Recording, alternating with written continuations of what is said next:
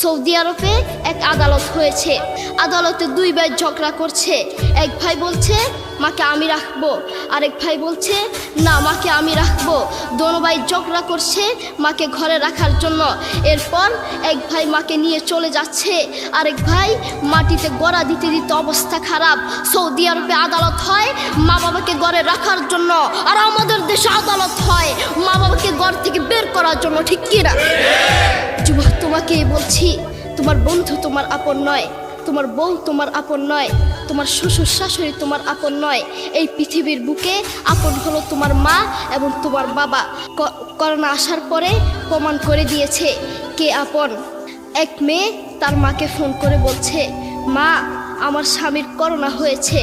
মা বললেন সাবধান, তার কাছে যাবি না, আমি সকালে সিএনজি পাঠিয়ে দিব, তুই টপ করে সিএনজিতে উঠে যাবি। এটার নাম দুনিয়া, এটার নাম দুনিয়া। করোনা হওয়ার পরে বন্ধুর কাছে যায় নাই, করোনা হওয়ার পরে শ্বশুর শাশুড়ির কাছে যায় নাই, করোনা হওয়ার পরে স্বামী স্ত্রীর কাছে যায় নাই, কিন্তু করোনা হওয়ার পরে এখনো ইতিহাস আছে মা তার ছেলেকে গিয়ে চুমু খেয়েছে। করোনা হওয়ার পরে এখনো ইতিহাস আছে বাবা তার ছেলেকে কাঁধে নিয়ে হাসপাতালে গিয়েছে, ঠিক কিনা? যুবক, তুমি তোমার মাকে কিচ্ছু মনে করছো না। তোমার মাকে তুমি ঘর থেকে বের করছো। ছেলে বিদেশ থেকে এসেছে, এসে শ্বশুর বাড়িতে গিয়েছে, তারা তাকে উল্টাপাল্টা বুঝিয়েছে।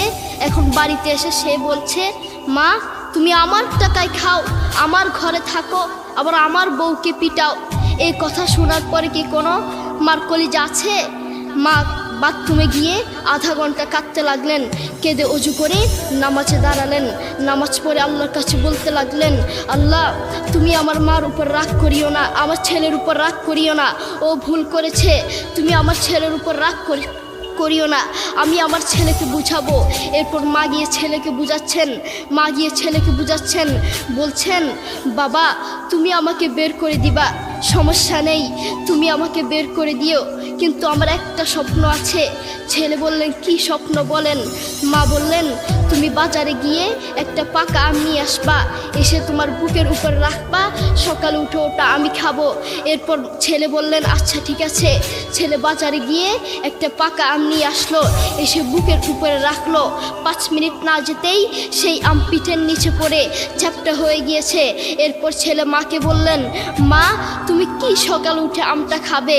ওটা 5 মিনিট না যেতেই পিঠের নিচে পড়ে চ্যাপ্টা হয়ে গিয়েছে। এরপর মা চোখের পানি ছেড়ে বলল, বাবা আমি আসলে তোকে খাওয়ার জন্য বলি নাই, আমি আম খাওয়ার জন্য বলি নাই, আমি তোমাকে বুঝার জন্য বলেছি। তুমি আজ একটা রাত এই আমটা রাখতে পারো নাই, আমটা বুকের উপর রাখতে পারো নাই, আর আমি সেই তোমার দুঃখিনী মা যে 1 বছর 2 বছর নয় 3 বছর নয় পাক্কা 5টা বছর এভাবে তোমাকে রেখেছি। আমিও যদি তোমার মতো এভাবে ঘুমাতাম, তুমিও তো আমার পিঠের নিচে পড়ে চ্যাপ্টা হয়ে যেতা। এরপর ছেলে চোখের পানি ছেড়ে বলল, মা আসলে আমি বুঝতে পারি নাই তুমি কি জিনিস।